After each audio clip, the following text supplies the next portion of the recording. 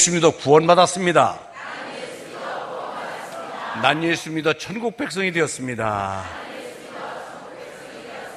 난 예수 믿어 하나님 자녀가 되었습니다. 우린 모두 한 가족입니다. 예, 앞뒤 전의 우리는 한 가족입니다 하고 인사 나누세요. 예. 더위에 잘 계셨슈 하고 물어보시오. 예.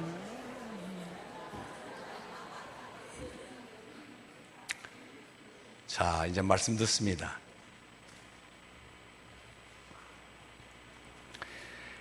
페르시아의 키루스 왕이 이웃나라와 전쟁을 치릅니다. 대승을 거두고 많은 물자를 확보하고 왕과 왕비와 자녀들을 포로로 잡아왔습니다.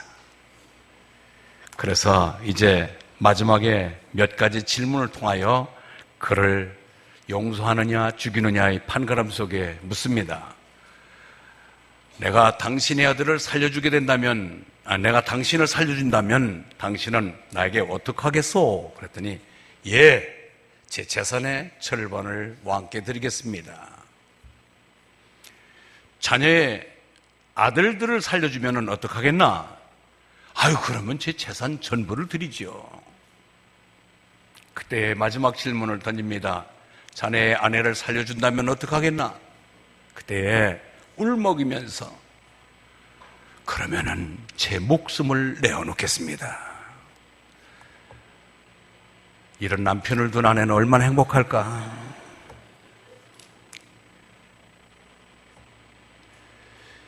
그때 그 왕이, 키루스 왕이 느낀 게 있어요. 이야, 나보다도 자식을 그리고 아내를 위해서 자기가 가진 것 전부와 목숨까지 내놓겠다고 하는 이 아름다운 마음을 가진 왕이라면은 분명히 살 가치가 있다. 그래서 그를 살려주면서 더 아름다운 선정을 베풀고 나라를 잘 다스리게 하고 그를 살렸다고 하는 이야기가 있습니다. 사랑은 모든 허물을 덮고 사랑은 죽을 고비에서도 살리는 놀라운 위력이 있다는 사실을 우리에게 알려주는 얘기합니다. 여러분, 예수님께서 어느 날 이제 십자가를 지시기 직전에 최후만찬을 치르는 그런 순간이 됐습니다. 제자들이 다 지쳐서인지 모르지만은 식사 자리에 아무도, 이 중동 지방에는 먼지가 많이 나기 때문에 손발을 틀림없이 씻어야 되는데 아무도 물을 준비하고 수건을 준비하지 않습니다. 그때에 예수님께서 가만히 일어나서 대에 물을 떠다가 수건을 어깨에 두르고 제자들의 발을 씻기는 모습이 나옵니다. 그리고 나서 그 얘기합니다. 너희들, 내가 본을 보였다. 내가 너희들을 이렇게 하도록 본을 보인 것이니까 내가 간 후에 나중에 너희들은 이렇게 서로 발을 씻기는 그런 서로 사랑을 베풀어라 하고 말씀합니다. 그러면서 예수님께서 제자들에게 새 계명을 주노니 너희가 서로 사랑하라. 내가 너희를 사랑한 것 같이 너희도 사랑하면 이로써 모든 사람이 너희가 내 제자인 줄 알리라. 여러분, 예수님의 제자가 되는 것은 성경을 해박하게 외우고 달달 많은 성경 구절을 아는 것이 제자 되는 것이 아니고, 찬송을 잘 부르는 것이 아니고, 서로 사랑하면은 아하, 저분들이 예수님의 제자구나. 그리고 예수님 자체도 아하, 너희들이 내 제자가 됐구나 하고 인정한다는 거예요. 아멘. 여러분들 지금 더위에 이 교회에 예배드리러 오셨어요. 근데 밖에 사람들은 저 사람들이 예배드리러 가는지 40일 금식 기도를 했는지 새벽 기도를 하는지 철야에 객을 하는지 상관이 없습니다. 그러나 그들이 우리를 바라보는 것은 같은 동네에 살면서 야, 화날 때 화내지 아니하고 뭔가 우리 이익을 추구할 때 이익 추구에 하여 자전투구처럼 모두가 물러남이 없이 정말 혈안이 되어서 싸움판을 벌이는 가운데서도 양보하며 물러나며 그러면서 사랑을 베푸는 그 모습을 보고 아하, 우리하고 다르구나. 저 사람들이 그래도 우리하고 다르구나 하고 우리를 예수님의 제자로 인정한다는 것입니다. 아멘. 그들은 우리가 40일 새벽 기도, 금식 기도, 40일 기도, 새벽 기도 나오는 거 그런 거 관심 없어요. 주일날 교회 가는 거 관심이 없고, 다만 우리들이 얼만큼 사랑의 척도가 높아졌느냐. 사랑할 수 없는 대상을 사랑할 때 그들은 감동 먹고 우리를 달리 본다는 얘기입니다. 그렇습니다. 이처럼 큰 사랑을, 감동을 주고 큰 사랑 앞에 우리 모두가 풋풋한 삶의 도리를 다하며 분위기가 장악되며 새로운 삶맛을 제공하는 것은 사랑에서 근거된다는 사실을 잊지 않기를 바랍니다. 그렇다면은 오늘 이 본문 통해서 형제를 사랑하는 성도들로 살아가는 형제로 사랑하기를 원하고 계신데, 그렇게 우리가 하나님을 사랑하고 우리 성도들끼리 서로 사랑하며 섬기며 살면은 어떤 유익이 오며 어떤 일이 벌어질까? 오늘 본문을 통해서 몇 가지 은혜를 나누기를 바랍니다. 오늘 18절 있습니다. 18절 같이 보겠습니다. 시작.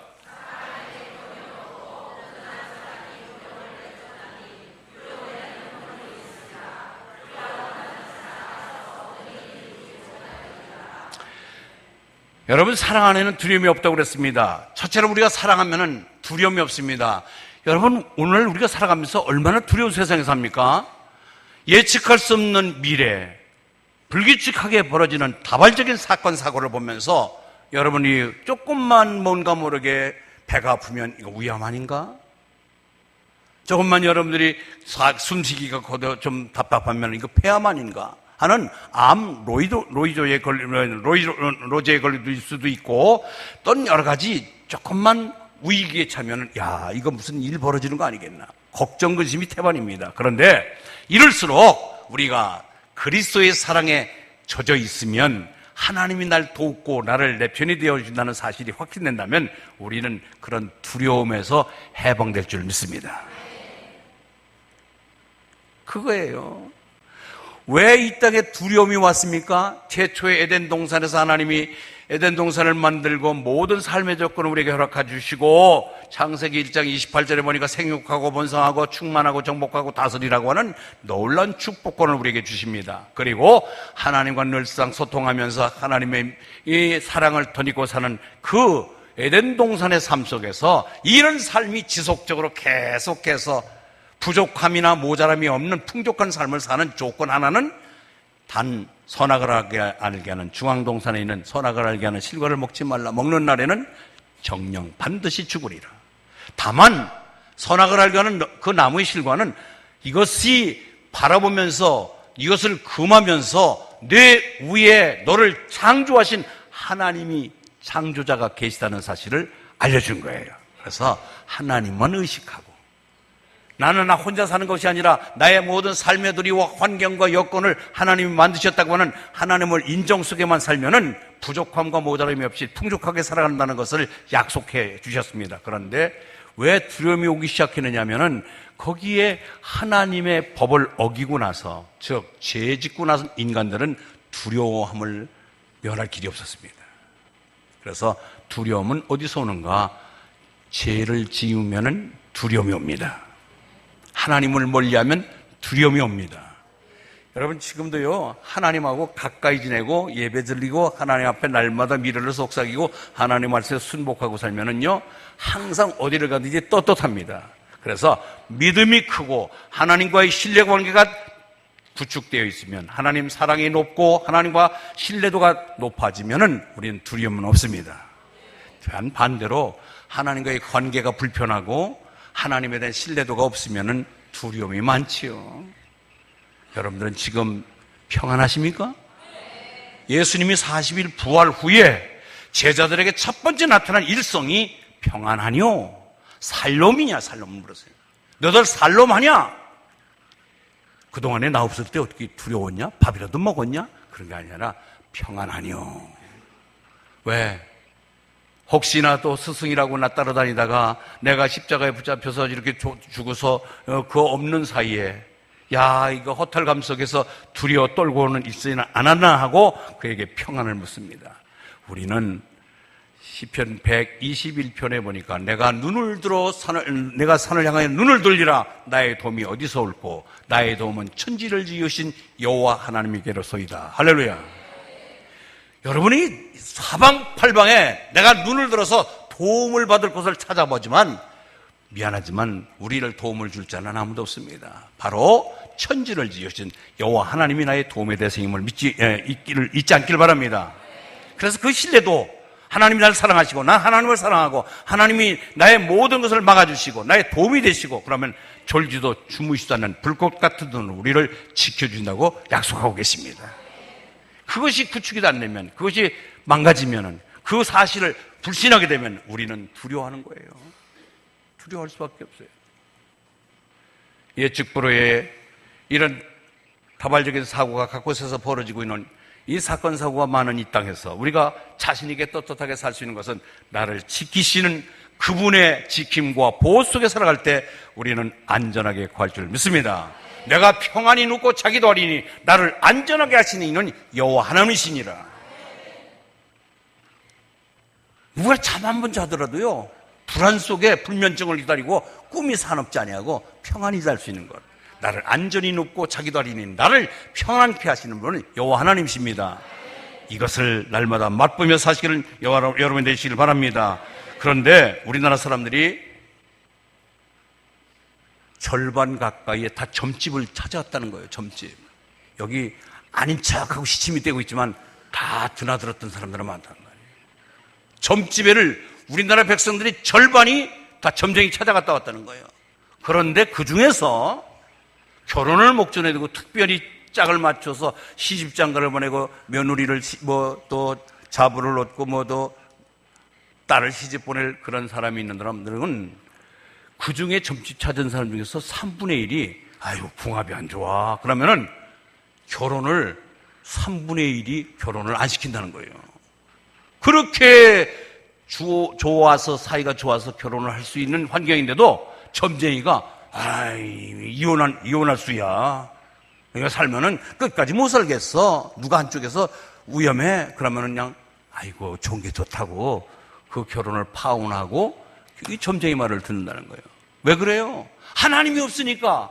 하나님은 인간은 어리석은 자는 그 마음에 이르기를 하나님 없다도다. 어리석은 자는 누가 어리석으냐? 하나님이 없는 사람은 어리석은 거예요.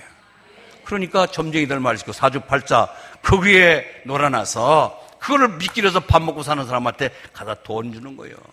교회 헌금은 인색해도 그런 데 갖다 주는 헌금은 아주 후하게 잘 내더라고요. 이것이 오늘날 우리의 현재의 현실인데 이제 분명히 말씀드린 것은 오늘 18절 다시 읽습니다. 시작. 사랑 안에는 두려움이 없고 온전한 사랑이 두려움을 내어쫓나니 두려우면 형벌이 있습니다. 두려워하는 자는 사랑 안에서 온전히 이루지 못하느니라. 그리고 지옥을 누가 가느냐? 지옥 가는 사람은요, 누가 지옥 가는지 아세요? 오늘 계시록 21장 8절에 이렇게 나와 있습니다. 시작.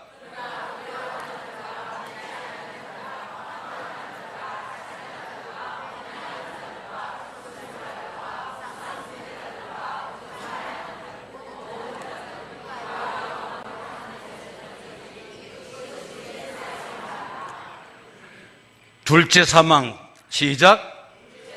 아하, 이 사망도 뭐 첫째 사망이 있고 둘째 사망이 있구나.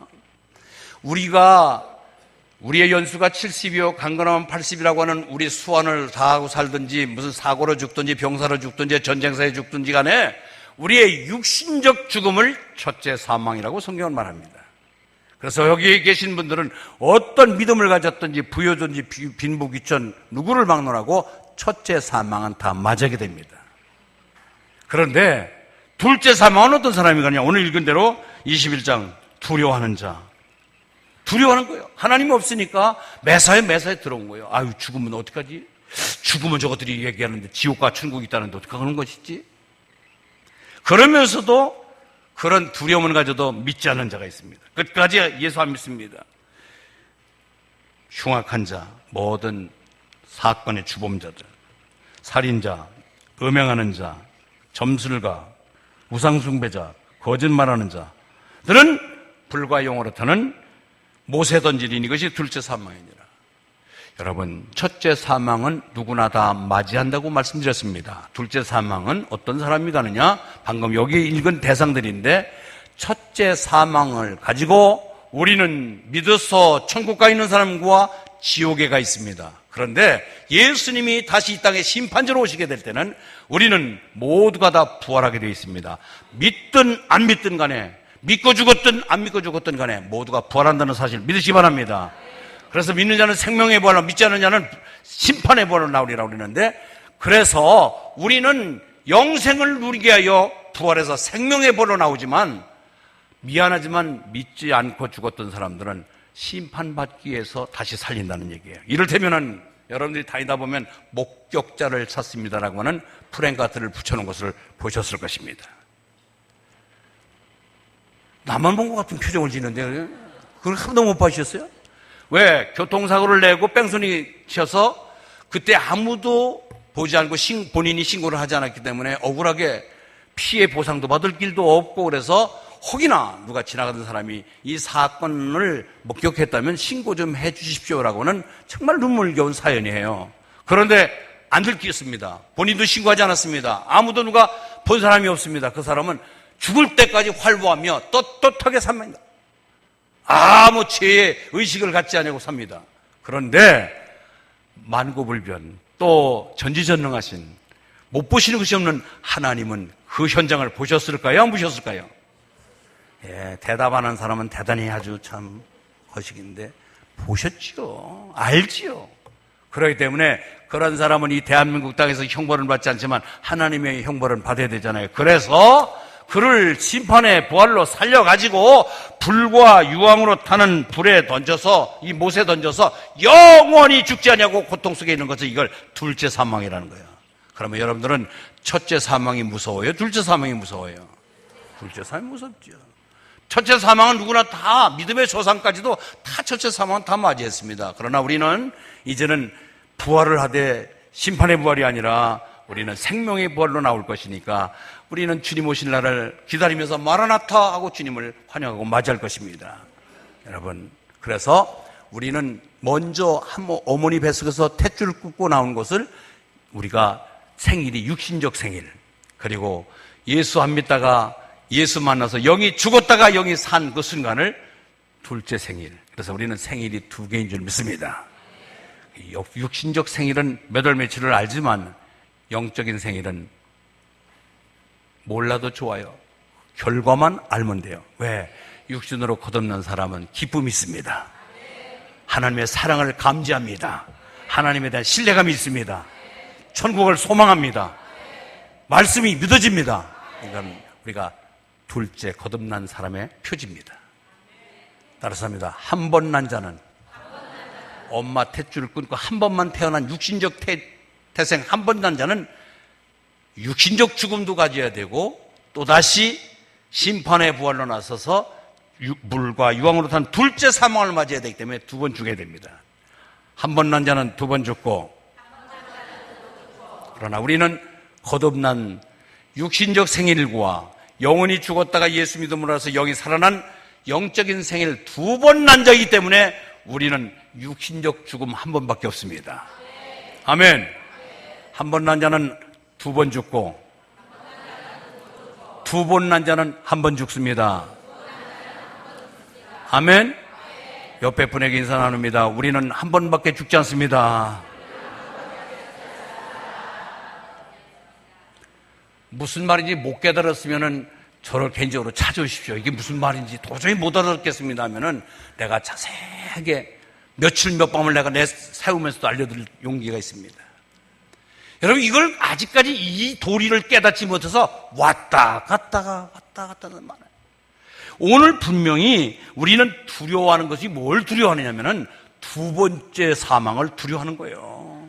그거를 사단 마귀가 우리를 예수 믿지 못하게 하고 방해해서 결국은 두 번 나지 못하고 한 번만 태어났다가 죽는 사람이 얼마나 많아요. 다행히 여기 예배드리고 있는 여러분들은 우리는 육신적 생일과 영적인 생일 두 개가 있어서 두 번 난 자로서 육신적 죽음인 한 번밖에 죽지 않는다는 사실 믿고 담담하게, 그리고 당당하게 하나님 앞에 떳떳하게 사시는 저 여러분 되시길 바랍니다. 그리고 요한 1서 4장 18절에 보니까 사랑 안에는, 오늘 본문 다시 우리가 크게 읽어도 정말 우리가 얼마나 자신 있고 기분이 좋은지요. 두려움이 없고 온전한 사랑이 두려움을 내어쫓나니 두려움에는 형벌이 있습니다. 두려워하는 자는 사랑 안에서 온전히 이루지 못하느니라. 아멘. 그래서 이제 우리는 예수 믿고 거듭났고 하나님의 사랑을 입고 끝까지 주님 언제 오시더라도 우리는 쌍수벌려 주님을 맞이할 수 있는 소망 어린 삶을 살 수 있으니 고린도 후서 5장 10절 보니까 그런즉 누구든지 그리스도 안에서는 새로운 피조물이라 이전 것은 지나갔으니 보라 새 것이 되었도다. 옆에 분 당신과 나는 새 것입니다.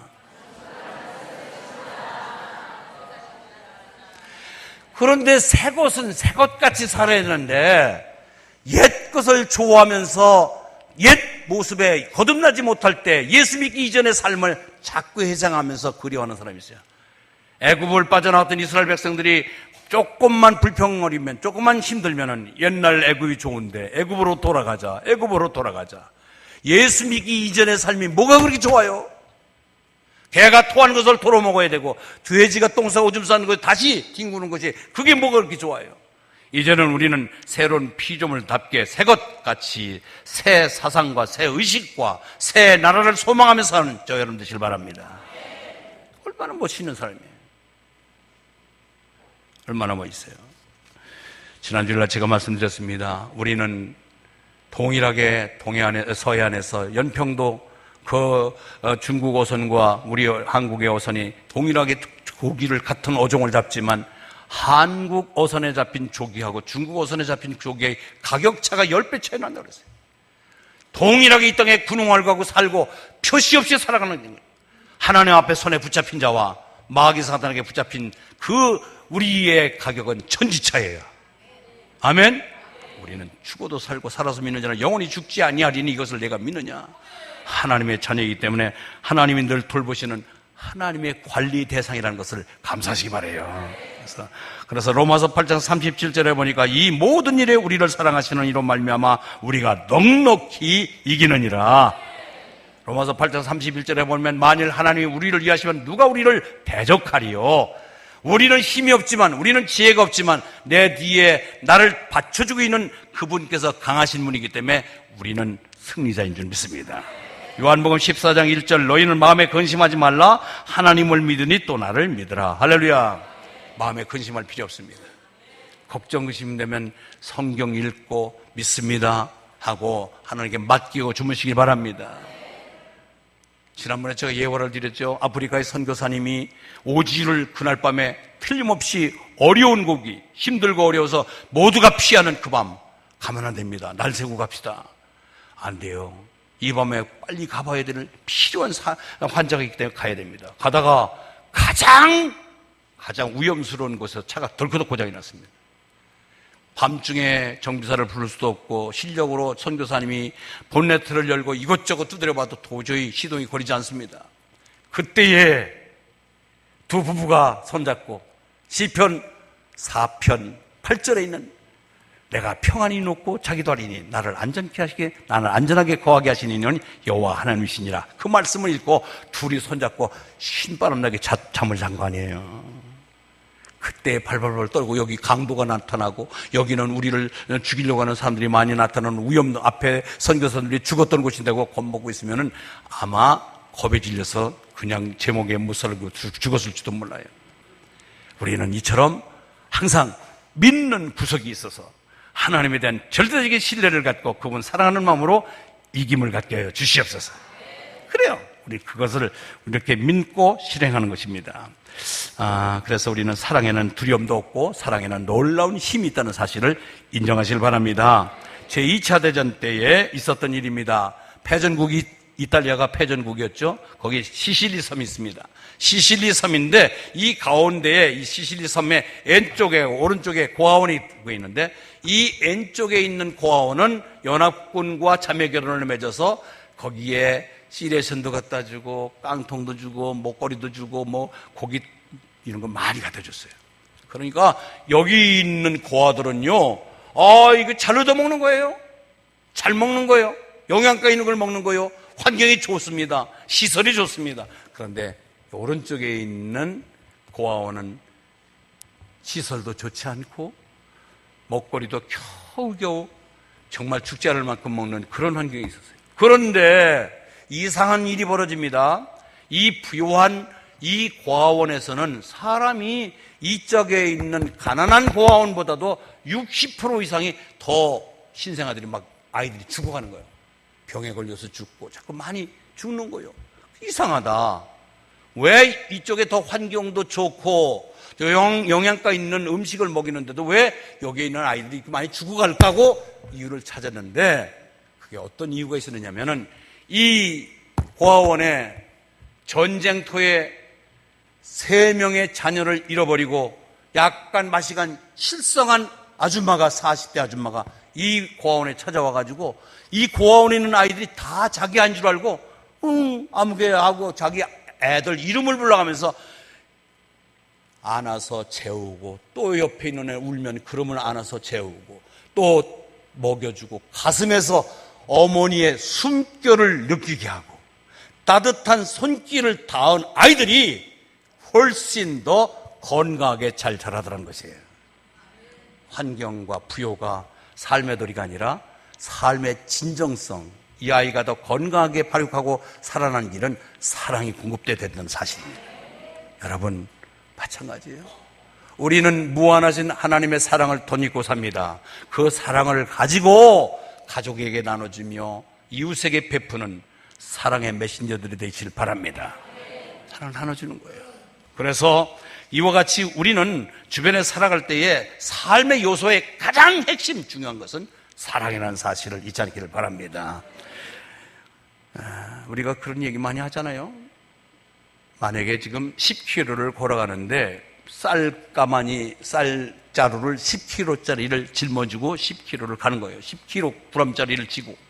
그런데 10kg 나가는 아들, 손자, 손녀를 등에 업고 25리길을 가는데 나중에 도착해서 그 피곤함을 볼 때에 똑같은 무게지만 사랑하는 자녀를, 손자를, 손녀를 업고 온 피로감이나 쌀자루를 지고 온 비교가 안 된다잖아요. 왜? 사랑은 알파적인 힘이 나타나기 때문에 그래요. 내가 아닌 놀라운, 나를 피곤하지 않게 하고 나를 더 힘바람 나게 하는 새로운 힘을, 에너지를 공급하기 때문에 자녀를 업고 온 그 피곤함이 없이 거뜬하게 웃음 짓지만 10kg의 똑같은 생명체가 아닌 무생명체의 무게를 지고 오면 피곤해서 견딜 수가 없다는 거예요. 그만큼 우리에게는 사랑을 하면은, 사랑을 주면은 내가 손해나는 게 아니라 오히려 더 큰 힘을 얻는다는 사실입니다. 아멘. 서로 사랑하시기 바랍니다. 그래요. 두 번째는요, 우리가 섬기며 사랑하며 사는 어떤 삶의 유익이 있을까요? 첫 번째는 우리가 두려움이 없어지지만, 두 번째는요, 측량할 수 없는 하나님의 더 큰 사랑을 있습니다. 아멘.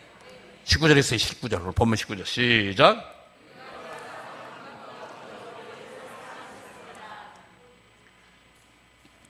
벌써 배가 고파서 지치는가 봐요. 자, 우리 19절 다시 큰 소리 읽습니다. 시작. 예, 그가 먼저 우리를 사랑하셨습니다. 여러분, 내가 예수 믿을까 절간에 갈까 하다 에이 그냥 예수 믿는 게 낫겠다. 그래서 여러분들이 기독교를 선택했나요? 아니에요. 분명히 너희가 나를 택한 것이 아니요 내가 너희를 택하여 세우느니라.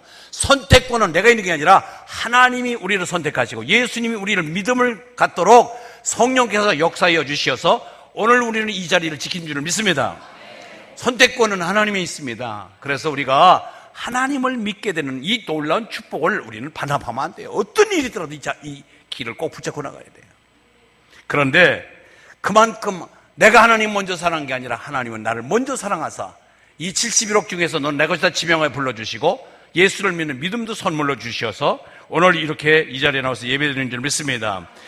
우리가 누가복음 15장에 보면은 아주 유명한 일화가 나오죠. 예화가 나옵니다. 아버지가 두 아들을 둡니다. 두 아들을 위해서 아버지가 열심히 일했습니다. 이건 큰 거, 이건 큰 애 거, 이건 작은 애 거 똑같이 유산을 배분해서 이놈들이 지금 크고 철들면 내가 애들에게 유산을 주리라 하고 다 몫을 나눠놨는데 이 둘째 아이가 성질은 급한 거예요. 그래서 자기 아버지 찾아옵니다. 아버지 좀 만납시다. 왜 그러냐? 아버지 저희 지금 주려고 상속분을 지금 이렇게 서로 나눠놓으신 거 제가 알고 있습니다. 그래 알지. 그런데 그거 좀 먼저 주면 안 되겠습니까? 아니야, 너 지금 아직 공부도 해야 되고 너 아직 이 재산 관리에 지금 네가 여력이 모자라. 그러니까 조금 더 있다가 아버지가 틀림없이 내 몫을 준다. 아니요, 아버지 시대하고 저희하고 틀려요. 우리는 지금 벤처 기업을 하면은 떼돈 벌 때가 있는데 아버지 그 좀 빨리 좀 주십시오. 하도 졸라대서 그냥 견디다 못해서 그 몫을 다 나눠주죠. 그런데 그거를 가지고 도회지에 가서 휘황찬란한 황동가에 다니면서 또 돈 갖고 왔다니까 주변에서 사기치는 놈들이 얼마나 많아. 이거 하면 돈 받아, 저거 하면 돈 받아 하고 그냥 가진 유혹에 휘둘림을 받다 보니까 그냥 가지고 나간 거 다 허랑방탕하게 됩니다. 다 잃어버렸어요. 자, 돈을 잃었지만 먹고 살아야 되니까 뭐 먹고 살까 한 번도 고생을 해보지 못했습니다. 고생하지 않았습니다. 막노동을 해보지 않았습니다. 그런데 서투른 몫이지만 그래도 먹고 살기 위해서 돼지 목장에 취업을 합니다. 돼지 치는 목장에 취업을 해서 그렇게 허드렛 일을 해보지 않은 그가 똥을 치우고 거름을 치우고 먹이를 주고, 그런데 배가 고픕니다. 쥐꼬리만큼 주는 것 갖고 먹고 살 수가 없어서 돼지가 먹는 쥐엄 열매 사료를 먹습니다. 그거 어떻게 살 일이에요? 여러분, 고생한 사람들은요, 보릿고개를 겪어보고 눈물의 빵을 먹어본 사람은 어려움을 잘 견디지만은 한 번도 고생해보지 못한 사람들은 그 어려운 환경을 이기기가 참 어려워해요. 그래서 어느 날 생각이 떠오른 거예요. 조금만 눈 떠봐줘. 일단 끄덕게. 어느 날 깨달음이 오는 거예요. 뭐냐? 이야, 내 신세가 왜 이렇게 됐지? 우리 아버지 지금도 거부인데, 우리 아버지 집에 가면 지금 남아서 찌꺼기가 우리로 돼지 먹이, 짐승이 먹으러 나는 게 얼마나 많은데. 그래, 내가 이제 둘째 아들로 신분을 다시 상승해서 가는 것은 그만두고 우리 집에 모순으로 가자. 품꾼으로 가자. 그러면은 거기서 배는 골치 않겠나. 그래서 용기를 내서 아버지 앞에 가서 야단 맞는 건 그거는 둘째 치고 난 뭐 일꾼으로 왔다니까 일꾼으로 가자. 그리고 아버지 집을 향해서 타박타박 팔 걸어 옮깁니다. 얼마나 팔이 무겁겠어요. 아버지가 만리하는 것 그거들 재촉을 해갖고 재산을 날려버리고 아버지 앞에 다가온다는 것이 정말로 얼마나 힘들었어요. 그런데 동구방 멀리서 집을 바라보고 발걸음을 움직이고 있는데 어느 순간에 아무개야 하고 달려오는 것은 아버지였습니다. 내가 아버지를 먼저 보기 전에 아버지는 나를 먼저 발견하고 달려온 거예요. 그리고 끌어안고 껴안고 흐느끼며 울면서, 그리고 그에게 묻지도 따지지도 아니하고 너 왜 이렇게 망가졌냐? 너 이놈아 재산 그거 한두 푼이 아닌데 다 어떻게 했냐? 너 그럴 줄 알았다? 싸다 싸. 그게 아니에요. 그냥 가락지 끼우고 신발 신기고 목욕 시키고 살찐 송아지 잡아서 큰 잔치를 베풉니다. 이 아버지의 마음이 하나님의 마음이에요. 우리가 전지전능하신 하나님의 불꽃 같은 눈으로 지켜보시는 가운데 우리가 한 소행을 볼 때에 그 둘째 아들 못지않게 아버지의 마음, 하나님의 마음을 아프게 했던 그 모든 죄의 현장을 보고 계셨음에도 불구하고 긍휼히 여기사 못 본 채 하시면서 우리를 묵인해 주셔서 오늘 이 자리에 있는 줄 믿습니다. 그래서 언젠가는 그분 사랑을 깨닫고 아버지 집으로 돌아오기만 하면은 아버지는 품꾼이 아니라 다시 둘째 아들의 자리로 신분을 회복시켜 준다는 사실을 믿고 우리는 그 사랑, 내가 아버지를 사랑한 것보다도 아버지가 먼저 사랑했고 내가 사랑의 분량보다도 아버지는 더 큰 사랑으로 측량할 수 없는 사랑으로 나를 이끌어 주시고 보호해 준다는 사실 잊지 않기를 바랍니다. 그래서 우리는 하나님을 섬기기만 하면, 하나님의 사랑을 믿기만 하면 하나님은 나보다도 훨씬 더 많은 것으로 일생을 지킨다고 보호한다는 사실을 잊지 않기를 바랍니다. 마지막입니다. 우리가 하나님 잘 섬기고 사랑하면 어떤 유익이 있느냐? 교회를 사랑하게 됩니다. 오늘 20절에서 21절 있습니다. 20절 21절 시작.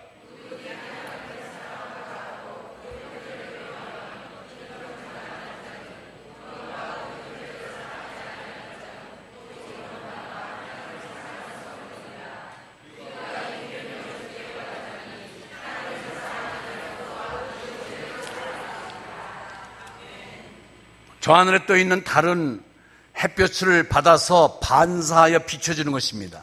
우리는 우리의 새 가슴에 남아있는 이 사랑은 금방 이내 고갈되고 맙니다.